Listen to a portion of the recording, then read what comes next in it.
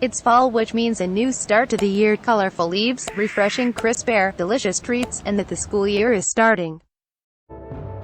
And today I'm going to show my secrets to being the best initiate duelist in Wizard101 without boosting. Here are my PvP credentials on my myth. Matchmaking is very slow in 2021 and I was also quite busy, so I didn't have much time for very many matches. On the bright side, I'm 32-0, so this is definitely effective. So young wizard, get your hoodies, blankets, pets, hot apple cider, hot chocolate, pumpkins, candy corn, fuzzy socks, and boots. Do what you need to do. Now buckle up your belt that's holding up your jeans so that you don't lose your pants that stretch 10 times as far as they should. Keep your legs delightfully toasty, always hugging you in the perfect spots, with lots of both pockets and back support. Now go to your recliner. Enjoy. Y2v2 at level 20 in 2021. 1. Team PvP isn't tiered, so you could face players of different ranks and levels. 2. PvP is free to play at level 20+. 3. Lots of essential treasure cards are unlocked at level 20. 4. Multiple viable gear options that are sold for arena tickets are farmable. 5. Tournaments are an easy yet effective way to farm arena tickets. 6. No critical block or shadow magic. Okay, now that we got levels settled, we need to talk about school choice. The school I used was Myth. This is because many good pet cards are Myth. We are going with Myth this year. If you aren't Myth, you can still use this strategy with a different AoE, like Tempest. Training points are irrelevant in the current meta because Decathlon decks are treasure card only. So we will move on to the gear, starting with the outfit. For hats, this should be obvious, but you should use the Commander hat if you've reached Commander, otherwise use the Duelist hat. Also pretty obvious because this is the same story as for the hat. Use the Commander robe if you've reached Commander, otherwise use the Duelist robe. For the third time, use the Commander boots if you've reached Commander, otherwise use the Cyrus boots, which are from the Professor's Horde pack if you can get them, otherwise, the last free alternative is to use the Duelist boots. For want, just use the Duelist's Dancing Blade, even on your hammer for the stats. For aim, once again, for the 5th time, use the Duelist's Fatal Razor. For jewels, socket a health jewel and 2 myth damage jewels. For the triangle, your hammer should socket a 1 pip high accuracy attack like a dark sprite, scarab, or imp. Your support should socket a myth blade jewel to blade your hammer. For amulet, unless you need to use a mastery amulet for power pips, use Nightshade's choker. It's literally found in the bazaar regularly, and if not, then it's always in the Marlebone amulet shop for 1020 gold or even dropped by Lord Nightshade. For ring, obviously use the Duelist's Daredevil ring. For jewels, socket a 15 health jewel, a 6 myth damage jewel, and a 6 flat universal resist jewel. For pets, the best pets are the ones you see here. The best talents would be Spell Proof, Health Bounty, Health Gift, Health Boost, and for your hammer, Myth Sniper. For your support, add Health. The jewel would be the Kroger Brace Defy jewel. Damage talents, which I have, are also useful. For decks, Decathlon decks are key, and the higher level your Decathlon deck, the better. For more details, pause the video and read what's in your screen. How to get the gear. All Duelist gear is sold by Brandon Mistborn on Unicorn Way for arena tickets. The Commander gear is sold by Diego the Duel Master on Unicorn Way for arena tickets. The Professor's Horde pack is in the Crown shop for 400 crowns each. The Myth Jewel pack is also in the Crown shop for 600 crowns each. There are ways to get these packs for free in our secrets.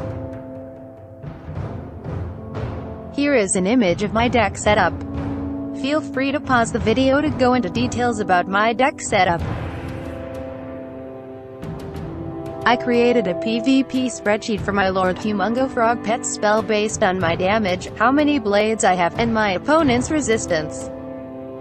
For more than 50% resist, the resist function has been taken into account for these calculations. This allows me to know exactly how many blades I need to kill. Now for strategy. Stack up your hammer with the required number of blades so your hammer can kill. If they shield, your support has wands and earthquake to break them. If they spam shields, you should have enough blades to kill, and your support will use earthquake at the same time your hammer hits. This is assuming you are in position, which is support first, hammer second. If you are unfortunately out of position, which would be hammer first, support second, use your blinding light when your support uses earthquake. Then use your big hit. I will show you how to be in position the vast majority of the time in the top secret section of this guide. If they introduce RNG into the match, always assume it will go their way every time unless there is no other choice. For example, if they black mantle your support, which is what we saw in our last video, we didn't hit through the mantle because if we did and we fizzled the mantle, the Lord Humongo Frog would have run into their shields, they would have survived, and we would have run out of attacks. But if we were about to die, we would have just hit because there was a 75% chance we'd just kill. This is based on the fundamentals and commandments of PvP. The fundamentals of PvP are planning ahead, turn efficiency, controlling the tempo, baiting, and feigning weakness.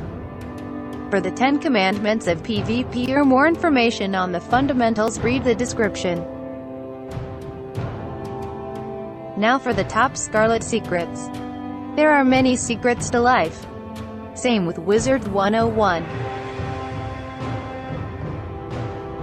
Secret number 1. There's a way to manipulate the RNG in this game so that you will be in position the vast majority of your matches. When you get the prompt to go to the arena, click Go to Arena on your hammer first. Then click Go to Arena on your support and then immediately hold the box of your hammer account. This prevents your hammer from loading into the match.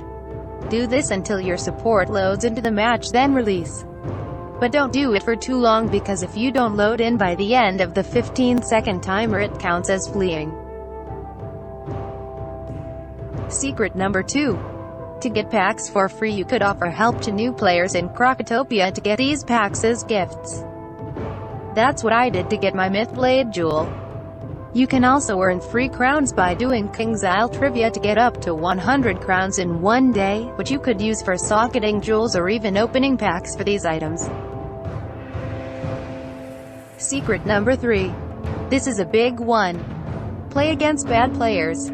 Just like in poker, in Wizard101 we get the most wins from playing against bad players.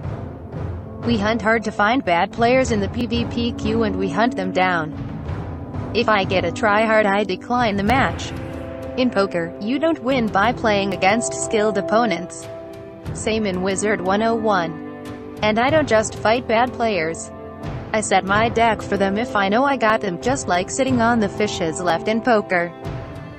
And there's a way to exploit the queue, not to boost nor to door, but to farm weak opponents.